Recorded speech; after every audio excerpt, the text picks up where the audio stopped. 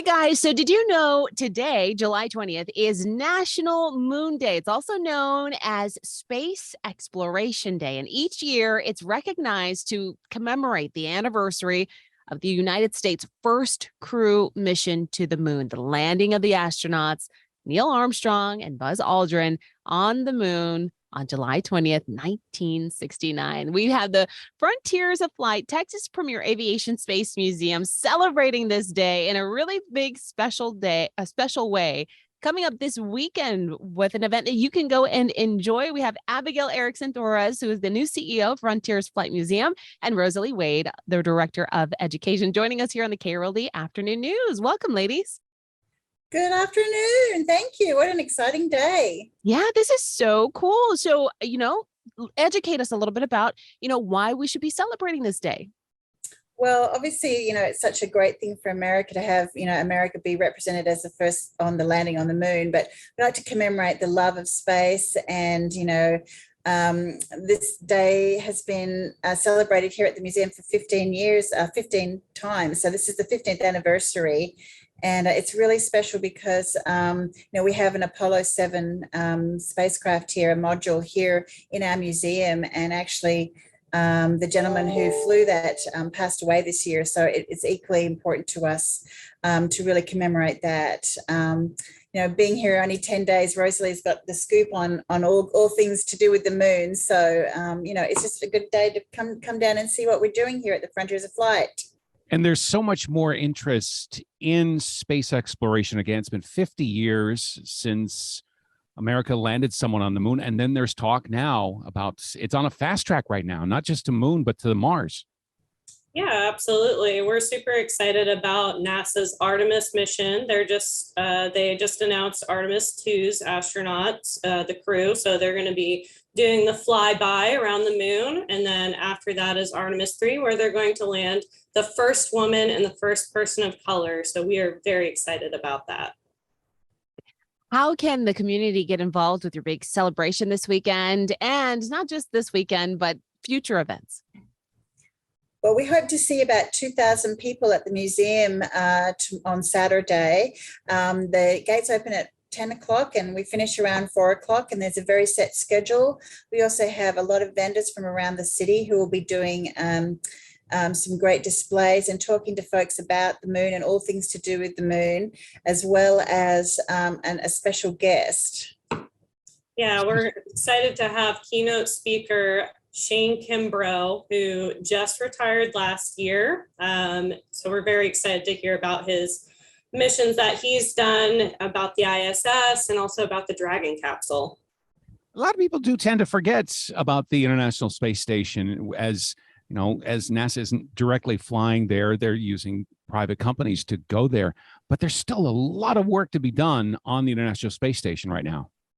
Yeah, they do a lot of really cool experiments. I don't know if you heard last year, they grew hot peppers on the space station because you actually lose your a little bit of your taste buds because of gravity. It's super exciting, and we'll actually have NASA Johnson Space Center is going to be joining us. They're one of our exhibitors, and they work a lot on the ISS. So. What is the importance of having a flight museum such as yourselves here in such a large metroplex that continues to grow, continues to attract not only permanent residents, but become a destination spot as well? It's funny that you said the word destination. We are one of the premier flight museums that incorporate space and flight in the state. And we're actually just about to launch in a few months a new program, an initiative called Destination Frontiers. So we'll be looking at doing some renovations. We'll also be adding, making sure that the visitor has a great experience with great quality exhibits, but also has a great time with their family to connect over the love of aviation. And we also want to be a partner for aerospace companies in the community where we can use education and workforce development to help kids from all ages and all walks of life really think about space and flight pilots, or becoming an engineer, or maybe working on the planes as a workforce development, so they can do something that really helps them to improve their quality of life as well. So I think what we're going to be doing, and you'll be seeing and hearing about, is really pivotal, because we do actually get people from all over the world walking through the doors every day to see the exhibits, and they're really great exhibits. I think in the past we've been known as a place where you go and take your kids for their birthday, but there's so much more here, really, and I'm excited to be a part of that with my team.